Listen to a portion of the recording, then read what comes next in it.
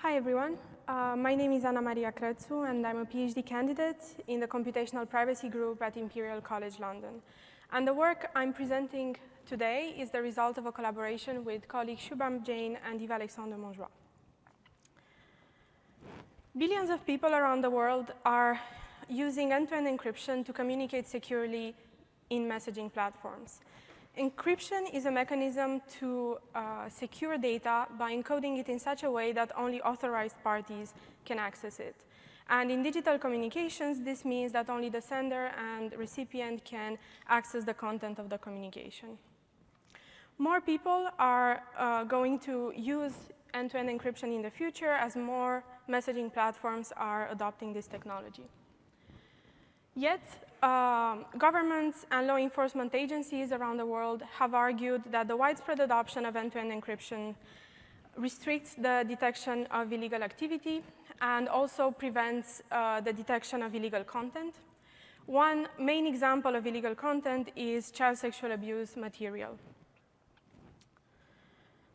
Client-side scanning has been proposed by researchers, organizations around the world, and governments, and is seen as one of the most promising solutions to allow the detection of illegal content while maintaining end-to-end encryption.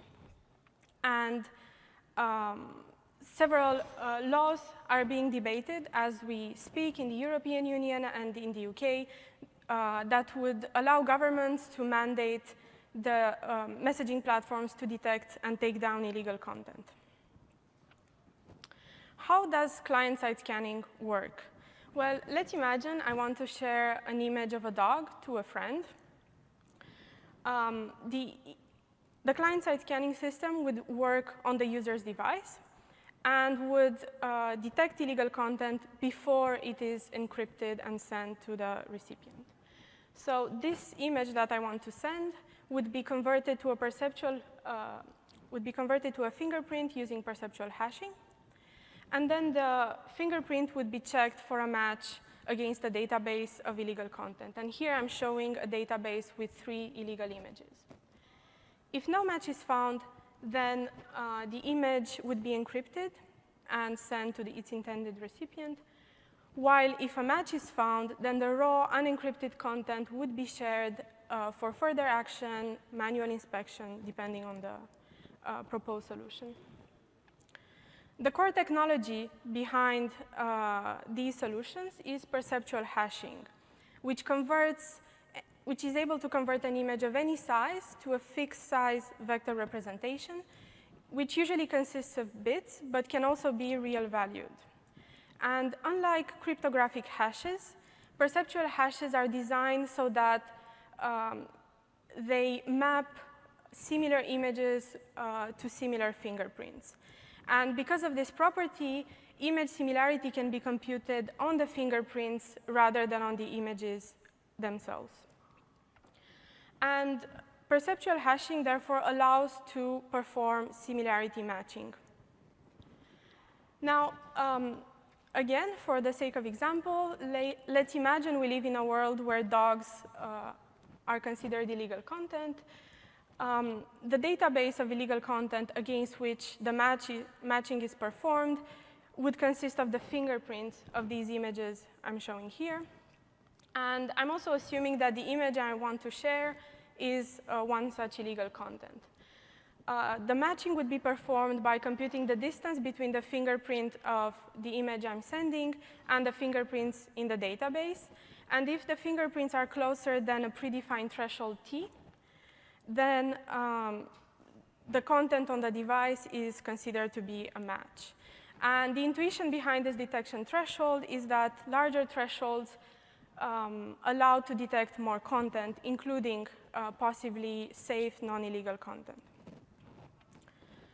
The object of our study is to understand whether client-side scanning systems are robust to evasion attacks. So because this detection is being performed on the user devices, it has serious privacy implications. The question that we're asking is whether this would be robust against a motivated adversary who is trying to share illegal content and not be detected. Coming back to the database illustration, we formalize this question by trying to understand if small perturbations can be added to the original image in such a way that the content of the image would be preserved, but the fingerprint of the modified image would fall outside the ball of radius t of the original fingerprint, so of the true match. So in other words, there are two goals for our adversary. One of them is that the modified image should be as similar as possible to the original, and the second goal is for the fingerprint to evade detection by the client-side scanning system. And another assumption that we make is that the attacker would have black box access to the perceptual hashing algorithm. This makes the attack realistic, but also means that the attacker does not know how the perceptual hashing algorithm works and therefore cannot use this knowledge to devise the attack. We formalize this problem as an optimization problem. So we fix the image to be attacked, and we are assuming black box access to the hashing algorithm, meaning that we can query the hashing algorithm arbitrarily many times on any input that we want. And the goal of the attacker is to maximize the distance between the hash of the modified image and the original image, or at least to increase it until it becomes larger than t. And there are two constraints for our optimization problem. One is that the visual difference between the images should be capped by an upper bound, which here we quantify this using the L2 distance. And we want this to not exceed a small constant epsilon. And the image should remain valid. The perturbed image should be valid. We propose an iterative procedure to solve this problem. So first, recall that we only assume that the attacker has black box access to the algorithm. And the intuition behind our attack is that we want to search for perturbations that would increase the distance between the fingerprints as much as possible. And this would normally be done using gradient estimation techniques. We use techniques from the black box optimization literature to estimate the gradient of the function. Then we would update the perturbation with the sign of the gradient, and then clip the perturbation so that it does not exceed the bound, the visual dissimilarity bound that we set in the beginning. And we do this iteratively until the target objective is larger than the threshold t. And we continue the algorithm until we find this or until a maximum number of iterations. Now, to enforce that the visual difference between the images is as small as possible, we start with epsilon values that are very small. And when the objective stops increasing, we increase the epsilon bound by a little bit. This way, we can control the amount of visual perturbation. The main result of our paper is that almost all the images that we run our experiments against could be attacked. So we run our attack 10 times, every time against 1,000 random images from the ImageNet dataset. And we find that more than 99.9% of the images could be successfully attacked. And we did this for 5 popular perceptual hashing algorithms, so p-hash, a-hash, d-hash, and Facebook's PDQ algorithm, and a variant of p-hash using real-valued hashes. And we also looked at a broad range of detection thresholds. Here, the intuition is that the larger the detection threshold, the more an image would have to be perturbed. And it was not clear to us when we started whether it would be possible to find small visual perturbations that are visually imperceptible that would evade detection for large values of the threshold t. And here I'm showing some example of adversarial perturbations discovered using our attack. We are showing results for the PDQ algorithm because this is the hardest one to attack. And as you can see, there is a very small difference between the original image on the left and the modified image on the right. Now, I would like to draw the attention to the fact that actually what our attack is doing is to push the fingerprint outside the ball of radius t of the original fingerprint. However, the modified fingerprint might now fall inside another ball.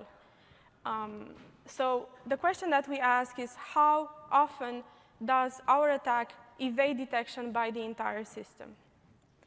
And to do this, we compute the false negative rate. This is defined as the fraction of modified illegal images using our attack that evade detection. And here I'm showing the results obtained against the PDQ algorithm. We can see that for smaller threshold values, all the modified illegal images evade detection. Yet as the threshold increases, fewer of the images modified using our attack evade detection. So it would seem that increasing the threshold could make the system more robust to our attack. However, increasing the detection threshold also results in more safe images being wrongly flagged. And here we compute the false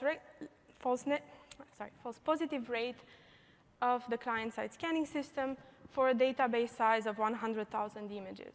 And we can see that for the largest threshold, a lot of images would be flagged. And to give you a sense of what this means in practice, we took the estimate of number of images shared on WhatsApp daily.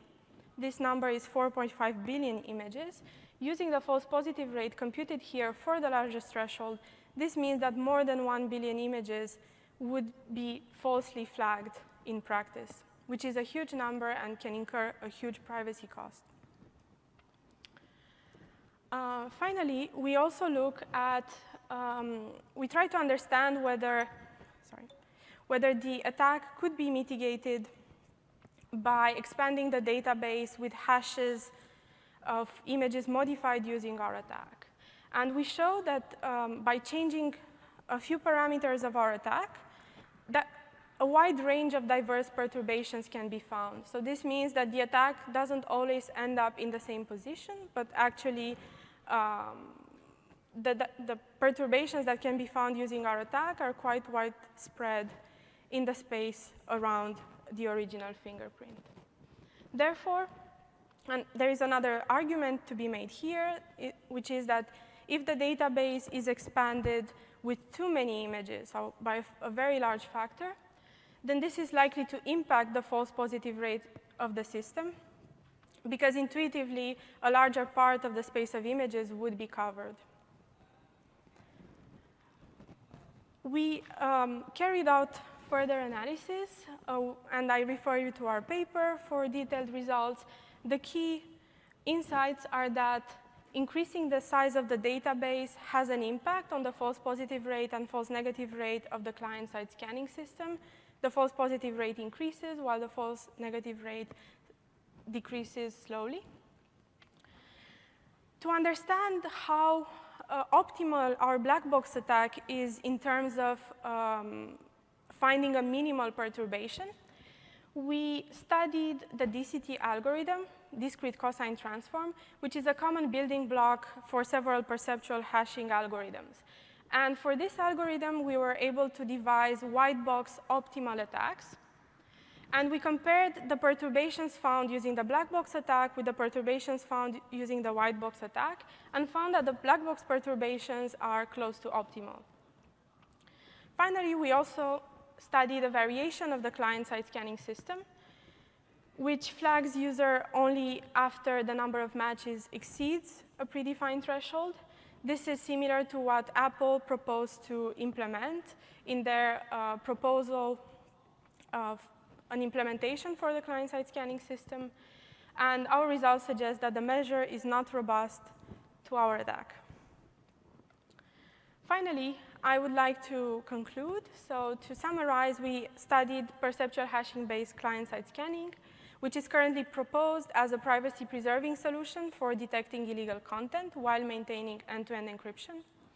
And our results show that perceptual hashing-based client-side scanning might not be a robust solution because images can be modified to evade detection. And we also showed how simple fixes, such as increasing the threshold or increasing the database size, are unlikely to help. And in a new blog post, so the experimental results from this paper were carried out against shallow perceptual hashing algorithms. These are algorithms where the fingerprints are manually designed using mathematical functions. However, one could imagine devising perceptual hashing algorithms using deep learning methods. And we show that deep perceptual hashing is also vulnerable to our attack. The system that we look at is a deep learning model that won the Image Similarity Challenge competition organized by Facebook, where the goal was to detect edited copies of images. Thank you very much. And Thank you. That was great.